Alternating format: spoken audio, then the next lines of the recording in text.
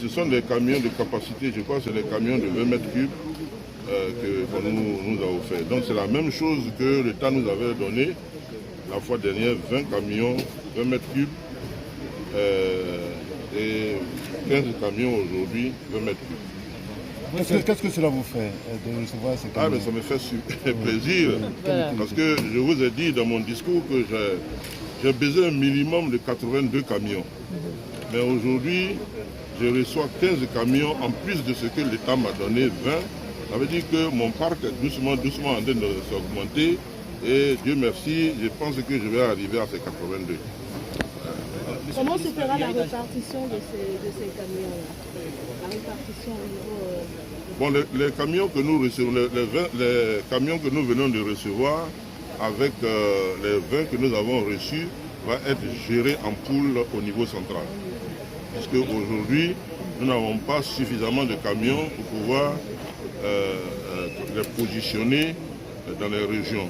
Si on le fait, on sera complètement démunis au niveau des grands centres pour pouvoir faire des actions d'envergure.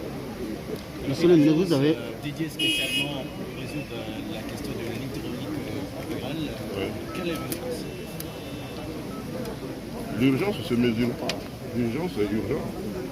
Donc c'est urgent de mettre en place cette agence et nous sommes en train de travailler avec la Banque mondiale, avec les uns et les autres pour pouvoir présenter le dossier au Conseil de gouvernement, ensuite au Conseil des ministres, pour avoir les autorisations pour mettre cette agence en place. Parce que vous voyez, on dépense 4 milliards tous les ans, mais tous les jours que Dieu fait, les pompes tombent en panne parce que les pompes sont utilisées à une fréquence telle que les baudriches toujours tombent se cassent. Parce que les baudriches, c'est la pièce maîtresse de la pompe. Et quand on l'utilise trop, la baudriche se fend et donc il faut la remplacer. Et donc vous voyez que le président de la République nous a permis de faire, comment dirais-je, au travers de PS Gouv 1, nous avons dépensé 7 milliards plus 17 milliards. Et on vient de mettre en place PS Gouv 2. Ça va faire 37 milliards.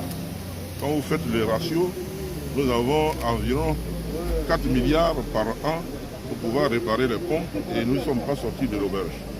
Or, si nous avons une agence qui a la responsabilité de traiter cette question de manière permanente, non seulement on ne dépensera pas 4 milliards, mais les pompes seront en fonctionnement tout le temps.